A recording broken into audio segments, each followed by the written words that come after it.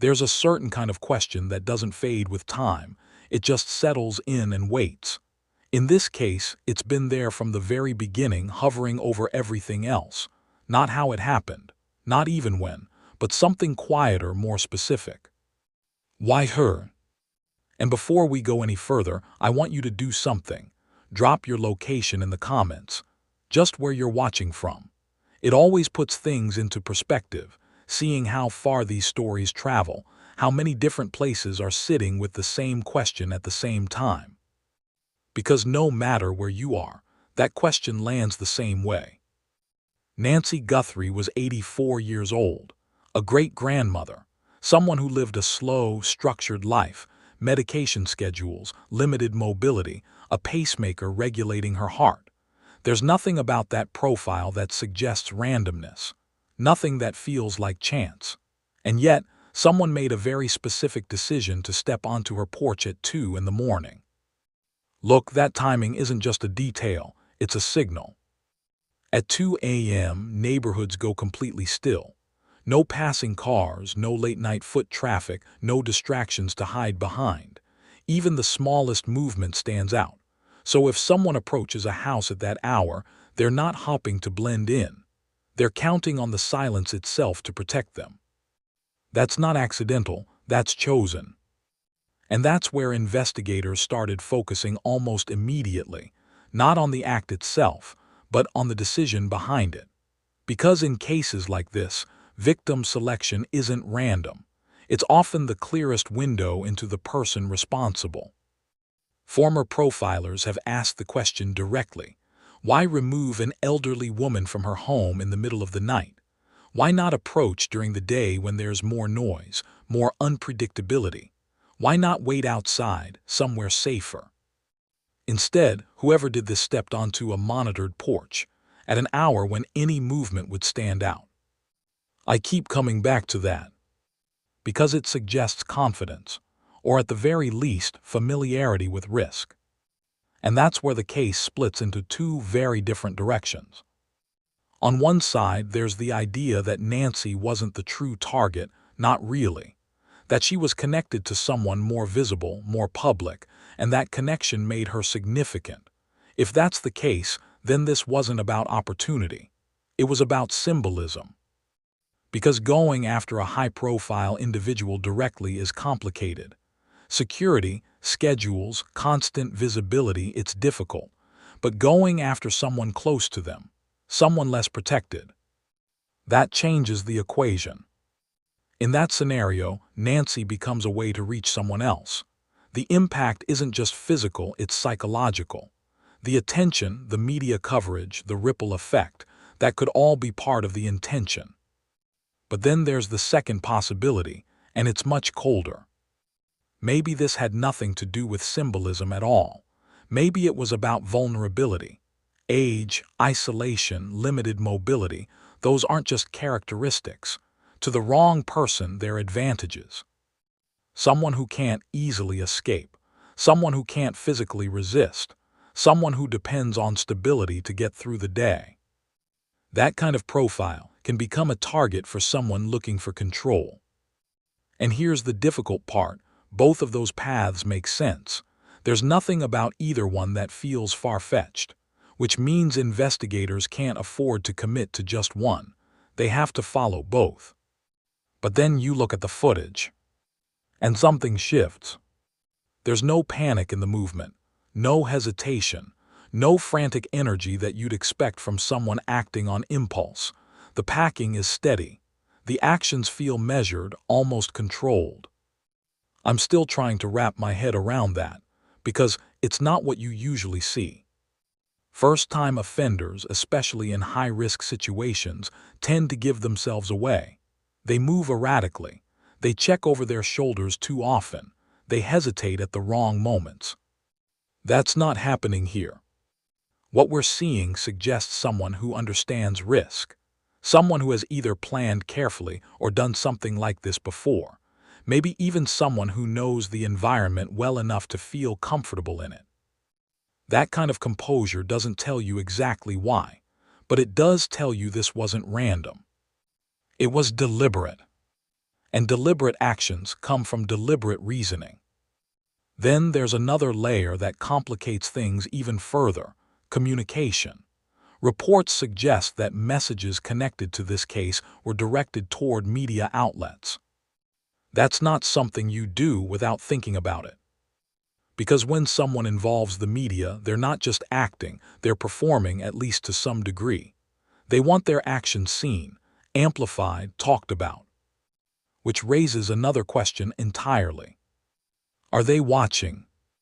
Watching coverage, watching reactions, seeing how the story unfolds in real time.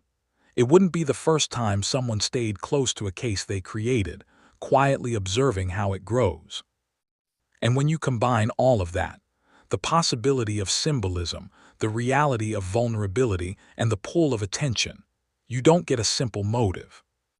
You get layers.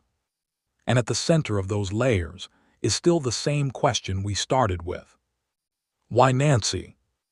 If you're following this closely, take a second to like the video and subscribe. It helps keep these conversations going, and cases like this don't stay in the spotlight unless people keep paying attention. Because once you start asking why, you don't really get to stop. You just follow where it leads. And in this case, it leads somewhere deeper, into how this person knew what they knew, and how long they might have been watching before anyone even realized something was wrong. Once investigators sit with the question of why they don't stay there long, it's important, sure, but it only opens the door. The next step is always more practical, more grounded. How did this person know enough to do this? Because here's the thing, nothing about this feels improvised. You don't remove an 84-year-old woman from her home at 2 in the morning without preparation. That kind of act requires timing, awareness, and a level of confidence that doesn't just appear out of nowhere. It has to be built. Which naturally leads to a quieter, more uncomfortable question. How long was someone watching? Days, weeks, maybe even longer. I keep circling back to that because timing like this doesn't happen in isolation. It suggests observation, patterns noticed, routines understood. You don't just pick 2 a.m. unless you already know what 2 a.m. looks like in that neighborhood, how quiet it gets, how predictable things become. And that's where digital evidence starts to matter in a very real way. Every phone in that area on the night Nancy disappeared would have connected to nearby cell towers. Individually, those connections don't tell you much. They're just signals, background noise in a crowded system. But patterns are different. If a device appears once, it's forgettable. But if it shows up repeatedly, especially at similar late-night hours in the days leading up to the disappearance, it starts to stand out. Not loudly, but enough. Enough to ask questions. Because repetition suggests presence, and presence over time turns into familiarity. Once you have familiarity, planning isn't far behind. And once there's planning, you're no longer dealing with coincidence. You're dealing with intent. From there, the process becomes methodical. A device leads to a subscriber. A subscriber leads to a routine, work schedules, daily movements, known locations. And routines, once mapped out, have a way of exposing inconsistencies. That's where things start to tighten. But digital traces aren't the only way in. Sometimes it's the ordinary, almost forgettable objects that carry the most weight. Take the backpack scene in the surveillance footage, an Ozark Trail hiking pack. On the surface, it's nothing special. It's widely available, mass-produced, the kind of item thousands of people own without a second thought. But context changes everything. Attach that backpack to a specific place and time, and suddenly it's not just an object, it's a potential trail. If it was purchased with a card, there's a record. If it was bought with cash, there's still a chance it passed through a camera, store entrances, checkout counters, parking lots. Retail spaces are heavily monitored, whether people think about it or not. And even outside traditional stores, second-hand markets leave traces. Online listings, private messages, seller accounts, small digital footprints that don't disappear as easily as people assume. Everything has a history, and investigators are trained to go backward, to reconstruct that history piece by piece until something clicks. Then there are the details that feel almost too small to matter. A glimpse of eyebrows above a mask, a partial mustache, and then there's the ring worn on the pinky finger. That one stands out. Because a pinky ring isn't just functional, it's personal. It's a choice people make about how they present themselves. And to someone who knows the individual, it might be instantly recognizable. I'm always struck by how often cases turn on details like that. Not the obvious things, but the subtle ones. A watch someone always wears, a specific pair of shoes, a habit that feels invisible until it suddenly is. There's also been some discussion about a possible tattoo, something briefly visible when the suspect's clothing shifted. It's not confirmed, but even the suggestion of it opens another path. Because tattoos aren't random. They reflect style, influence, sometimes even geography. Certain designs cluster in certain areas. Certain artists have recognizable signatures. And when investigators get even a partial look, they can start cross-referencing local artists, known patterns, past records. It's slow work, but it narrows things. So now you have multiple layers starting to build. Digital patterns, physical objects, personal identifiers. Each one on its own doesn't solve anything, but together they begin to overlap. And when they overlap, the number of possibilities starts to shrink. But there's another force working in the background, something less technical, more human. Pressure. The financial reward tied to this case has reportedly climbed past $1 million. And that kind of number changes the psychological landscape in ways that aren't always obvious. If more than one person knows something, anything, that silence becomes heavier over time. The possibility that someone else might speak first starts to creep in. Doubt sets in. Trust erodes. And history shows something interesting here. Cases don't always break open because of a single brilliant discovery. Sometimes they fracture from within. Someone talks, or slips, or decides they can't carry it anymore. It doesn't have to be dramatic. It rarely is. Sometimes it's just a small shift, a conversation that doesn't quite line up, a detail that gets mentioned at the wrong time.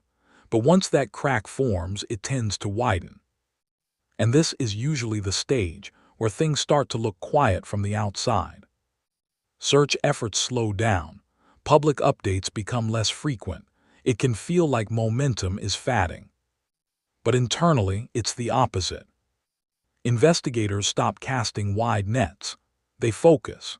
They test specific theories, narrow down possibilities, and start working within a much smaller circle of names. And once that narrowing begins, it almost never reverses. Because the question is just, why Nancy anymore? It's becoming sharper, more defined. Who made that choice? And once that question gets close enough to an answer, everything else, the patterns, the objects, the behavior, starts arranging itself around it. There's a stage in investigations like this that can feel misleading if you're watching from the outside. It looks like nothing is happening. Updates slow down, press conferences disappear, and the urgency that once filled every headline seems to fade into the background. But that kind of silence isn't empty. It's usually a sign that something has shifted. Because when investigators believe they're getting close enough that a mistake could cost them everything, they stop talking. They stop sharing details, stop widening the search, and start focusing inward. The goal changes.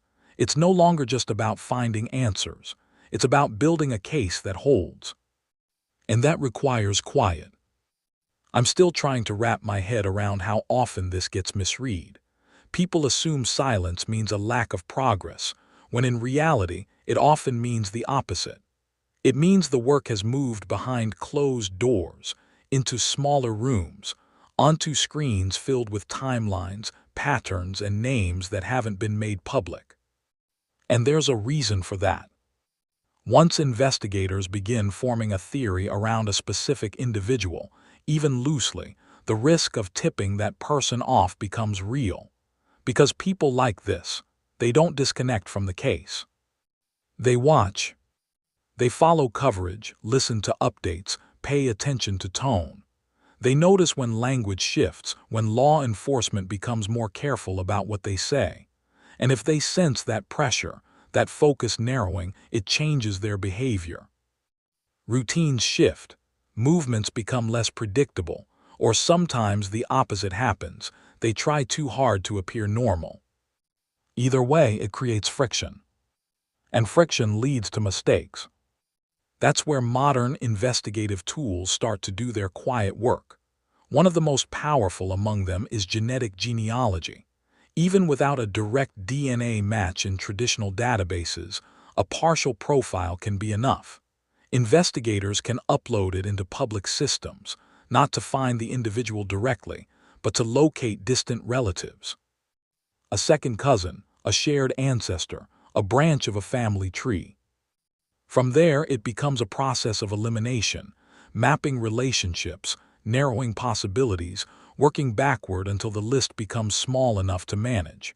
It's not fast, and it doesn't happen in the open, but it has solved cases that went cold for decades.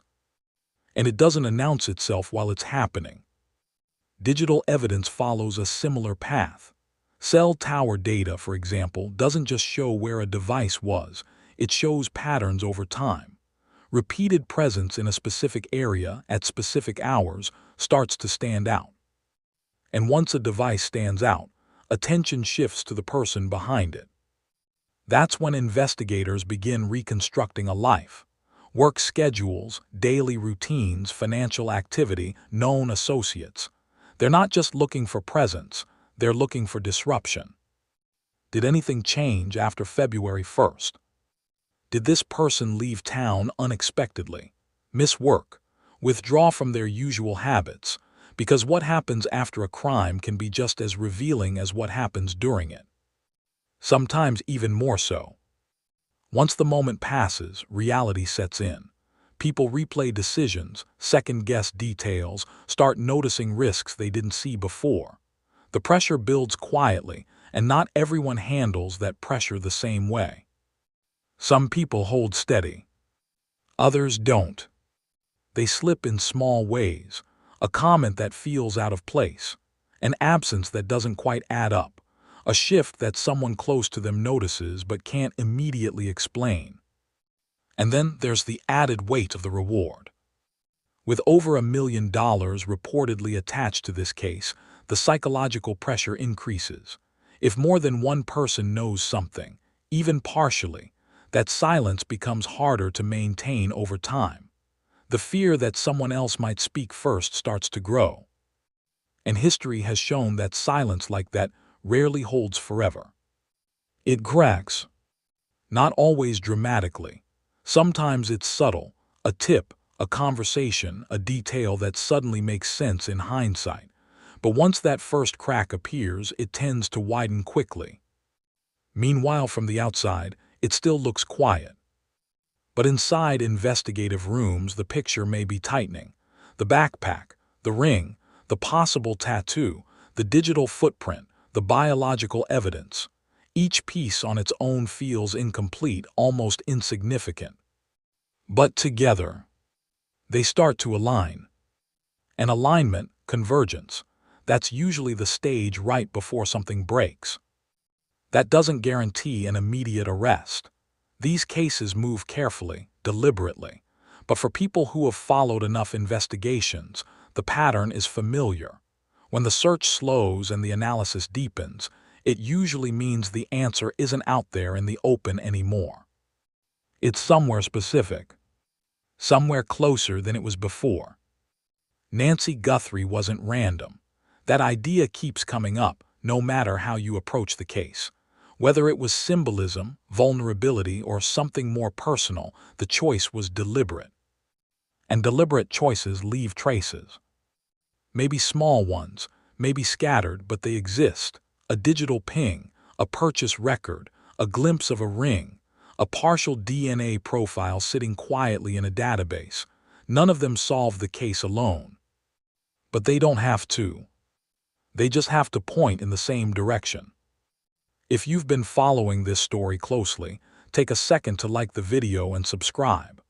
Not because it changes the outcome, but because cases like this depend on continued attention, on people not letting the details fade.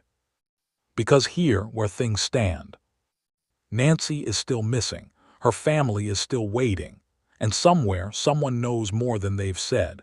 Maybe it's something they dismissed at the time, a behavior that shifted, a conversation that didn't make sense until now. Those things have a way of resurfacing. And when they do, they matter. Because investigations like this don't disappear. They narrow. And when they narrow far enough, they land on something solid. The only question now is, when that moment comes, who does it land on first?